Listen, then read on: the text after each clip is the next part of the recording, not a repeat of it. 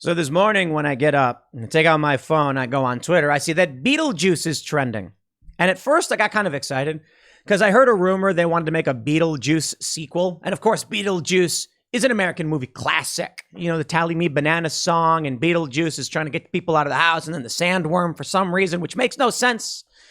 No, imagine my disappointment when it turns out they were just talking about Mayor Lori Lightfoot in Chicago, and I went, oh, they're just insulting the woman's appearance. Okay, well, I get it. I saw this story the other night, tweeted about it. Lori Lightfoot basically told people to go get guns and go fight. And nothing happened. No suspension, no reprimand of any sort on Twitter. Lori Lightfoot said, to my friends in the LGBTQ plus community, the Supreme Court is coming for us next. This moment has to be a call to arms. We will not surrender our rights without a fight to victory. All right, so the narrative now is basically that with the overturning of Roe v. Wade, which is the conservative compromise, by the way, we're now going to see the Supreme Court overturn gay marriage. And I kid you not, I think it was Eric Swalwell who was like, they want to ban interracial marriage. And it's like, bro, Eric. I understand you're trying to make a slippery slope fallacy argument, but you went too far. I'm pretty sure that like Clarence Thomas, who I'm pretty sure his wife is white and he's black. I'm pretty sure they're not going to overturn interracial marriage. Loving v. Virginia was the precedent. I think you've gone too far. Now, of course, Lori Lightfoot is trying to play that slippery slope argument. They've taken Roe v. Wade and they're going to take away same-sex marriage or whatever, which I really don't see happening, but I'm not going to pretend it's not possible. You have had people argue it was a bad ruling. So maybe. However, I think there's a big difference between Roe v. Wade and Obergefell, which is, Obergefell v. Hodges or something? The idea being that with Roe v. Wade, the initial ruling actually had a question about viability of the fetus. That at a certain point, it is not just the mother whose privacy rights are in question, but also the baby itself. And so that's why they were basically like, okay, maybe after the first trimester, you can't do the abortion thing. But in the first, it's like the baby can't survive on its own. So that it is the mother who has full control and responsibility. But then there's questions over like ownership of another person and whether or not you can terminate its life by choice because it's dependent upon you. Tough questions. But the general idea here is that in this ruling, it wasn't an issue of equal rights for a woman. It was a question of where do the rights of the baby begin and where do the rights of the woman begin, and how do you deal with two individuals in one body? That is a very difficult question. When it comes to Obergefell, you have a legal adult wanting to have legal protections under the law when it comes to marriage, because the law recognizes that two people can join in a union. And the idea was civil unions are different. They're not the same thing. And thus, you're not providing equal protection under the law. I do not see how there would be a reading which would end the right of same-sex marriage. I don't.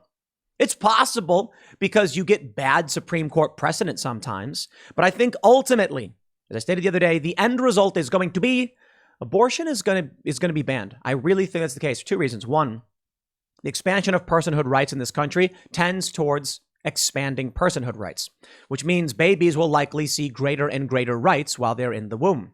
More importantly, as technology expands viability, the question of viability and the rights of the baby then expand along with it.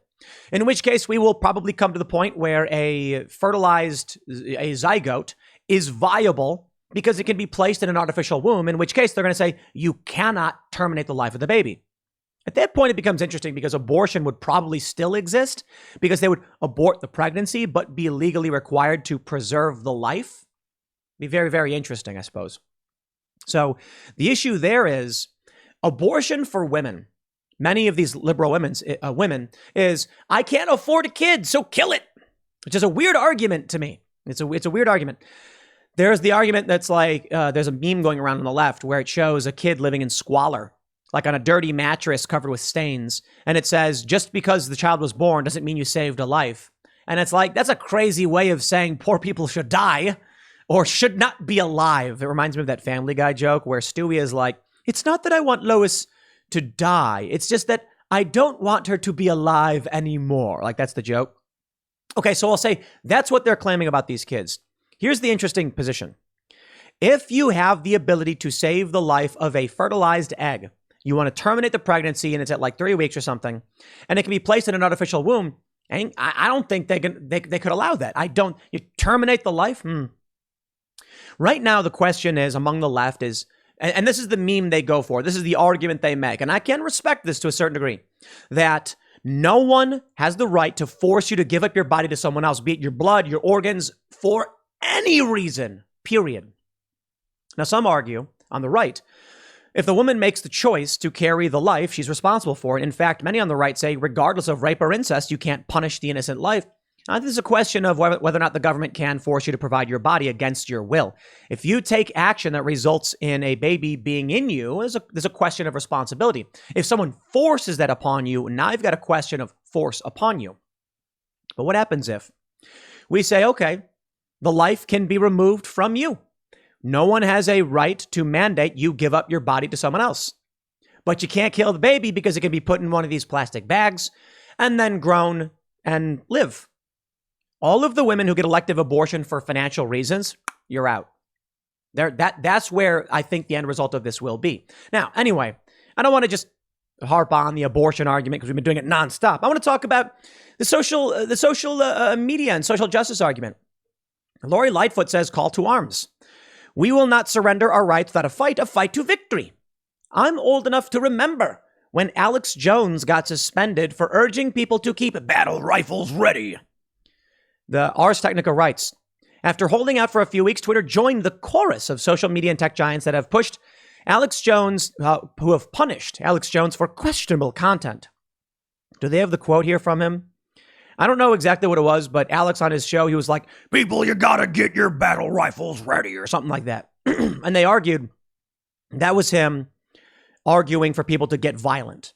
According to a report by the New York Times, Jones tweeted a link to a Periscope live broadcast in which he urged his supporters to ready their weapons against the media and other groups. Twitter issued the 7-day suspension after a user flagged the tweet, and the company determined that it violated its rules against inciting violence. I'm going to call shenanigans.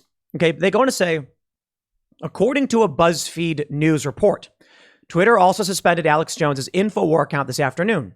The Infowars Twitter account will not be able to tweet, retweet, blah, blah, blah. This was 4 years ago now. Alex Jones got banned for a metaphor about being ready for a fight.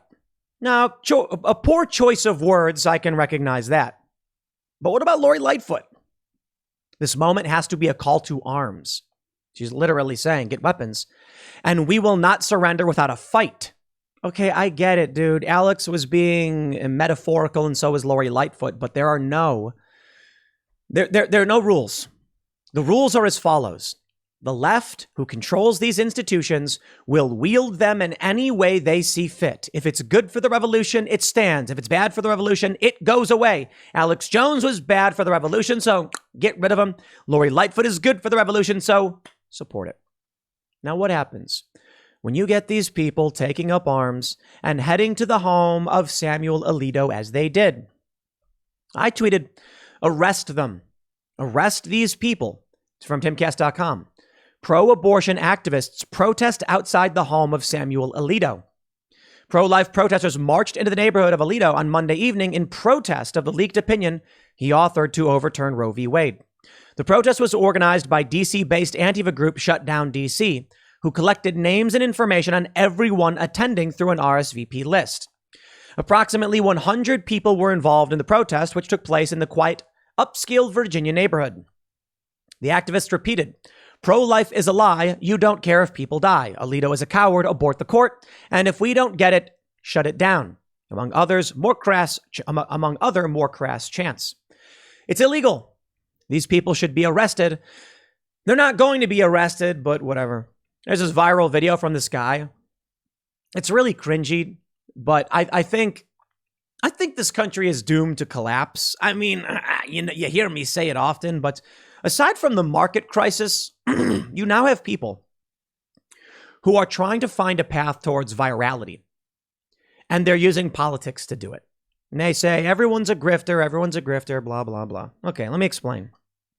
It used to be that somebody would post a video and it's like, Charlie bit my finger. He bit my finger, Charlie. And everybody was like, Wow, look at this video. Let's all watch it because it's entertaining. People would then try to emulate and rip these videos off. We had a period. I'll tell you, the biggest mistake that YouTube made was banning prank channels. It used to be that somebody would make a video where they like dressed up like a clown and they would like lurk up on somebody and go, yeah, I'm a clown. And then people would scream, ee! And then eventually YouTube was like, dude, these pranks are getting out of hand because everybody kept one-upping each other, trying to get viral shot content. And people were going insane with it. There are these videos where dudes would walk up, like they would walk through black neighborhoods and say the word nickel. Okay, I gotta be very careful about how I enunciate the word nickel. Dimes and nickels. Okay, but they would say that and they would walk up to black people trying to make them think that they were saying the N-word, and then fights would break out. Now, these videos were fake. They were fake. And I was talking to a friend of mine who believed they were real and was like entertained by them. And I'm like, dude, these videos are not real. The black people who are in this are in on this. And they didn't believe me. And I was like, do you think that if you walk up to some like random black people and just say the word nickel, they're going to punch you in the face? That's ridiculously racist to believe. These videos were overtly racist. You could tell when the pranks were real because they'd walk up to somebody and say it, and the guy would just go like, dude, what? Come on, man. And like, I'm like, what do you think happens when you insult a random person? Do you think they just throw themselves into a violent rage? But anyway, I digress. His videos were getting more and more extreme, and then YouTube was like, we are shutting this down. Unless you tell people these pranks are staged, because everybody was one-upping it.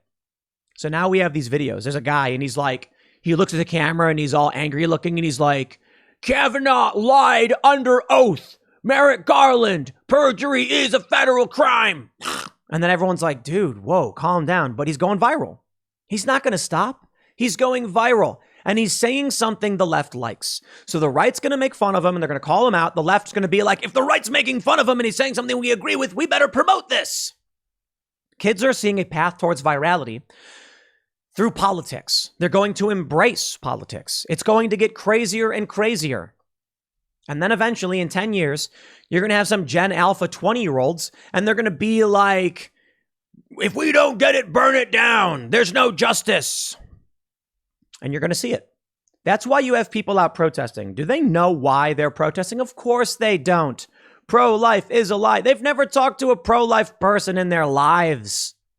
Anybody who actually talks to someone who's pro-choice or pro-life realizes that the bulk of the arguments in the political sphere are just wrong. But conservatives tend to know what leftists think and liberals think, not the other way around. So for a conservative, they're like, you know, abortion is wrong because the babies are alive too. The left says they're not pro-life, they want the death penalty. And it's like, the argument from conservatives are that the babies are innocent and have committed no crimes, and criminals have committed crimes. Granted, I don't like the phrase pro-life anyway, but here we are. I love how they called it a vigil. A vigil. Oh, yes, a vigil.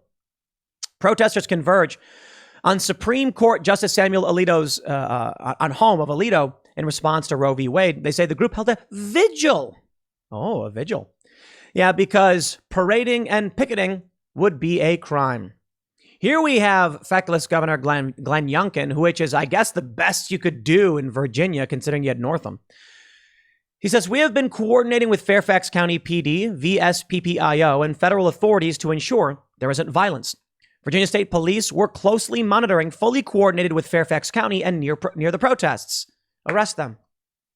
I love how everyone's like, Glenn, he goes on to say, Virginia State Police will assist federal and local law enforcement as needed to ensure the safety of our citizens, including Supreme Court justices who call Virginia home. This is amazing.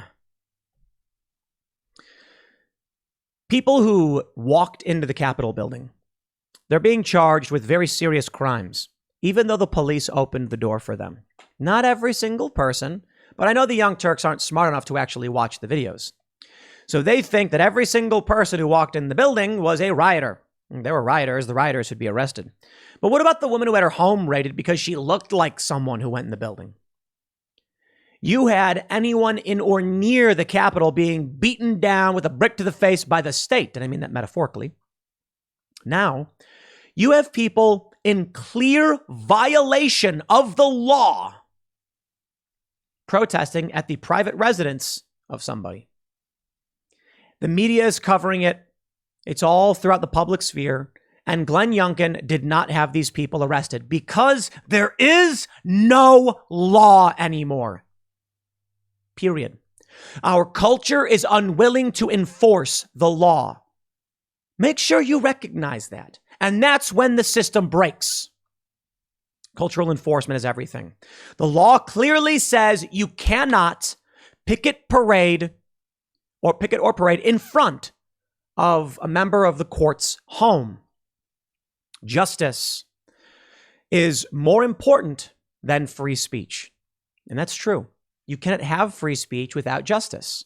So in the issue of justice, people need to not protest, to change. The goal is to intimidate the courts. Cultural enforcement is everything. Our culture is uninterested in enforcing the law when the left is engaged in violations of it. In D.C., on January 20th, 2017, black-clad lunatics ran through D.C., smashing up windows, setting fires, and just wreaking havoc. Not only, now this group, many of them were arrested, but not only were they cleared of all wrongdoing, D.C. had to pay out millions of dollars to them.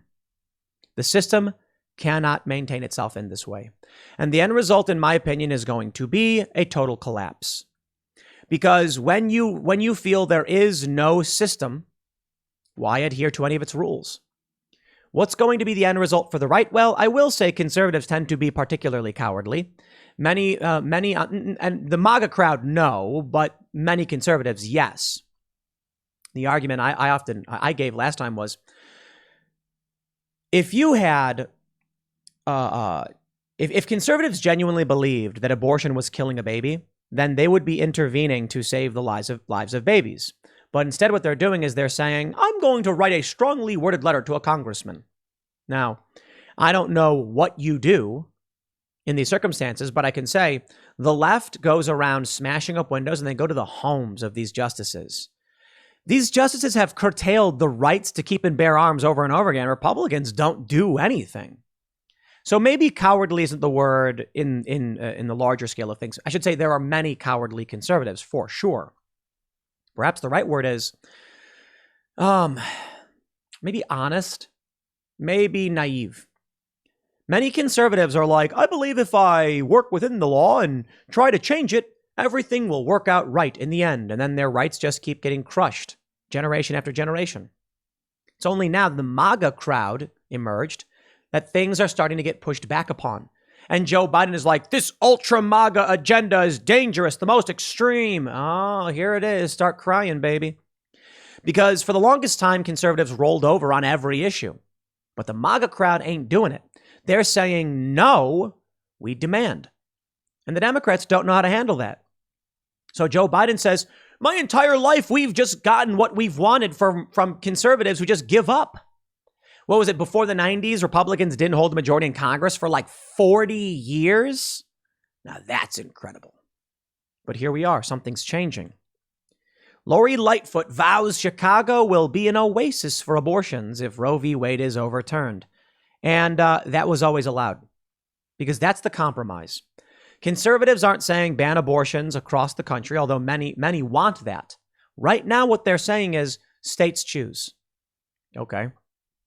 I wouldn't be surprised if the end result of all of this is that Republicans win in November and then get a federal abortion ban. I would not be surprised. However, Joe Biden would veto it. They would not be able to muster enough votes to overturn a filibuster, so I don't think it happens. But here's a potential scenario. The House goes Republican. The Senate goes Republican. The House votes to make abortion illegal nationwide. The Senate wants to uphold it, but filibuster hits. Now, it's possible that once Republicans have the Senate, they shut down the filibuster and say simple majority, because they would be able to do it with the new rules they could set. Then it goes to Biden. And Biden says, you're going to need a veto-proof majority. So either way, there's no point in overturning the filibuster if the end result is going to be that Joe Biden blocks it anyway. 2023 comes around. And this is all during 2023. And in campaigning, Donald Trump says, quite frankly, once I get in office, I will not veto this legislation to ban abortion nationwide. And then it happens. And then, my friends, you will see a civil war.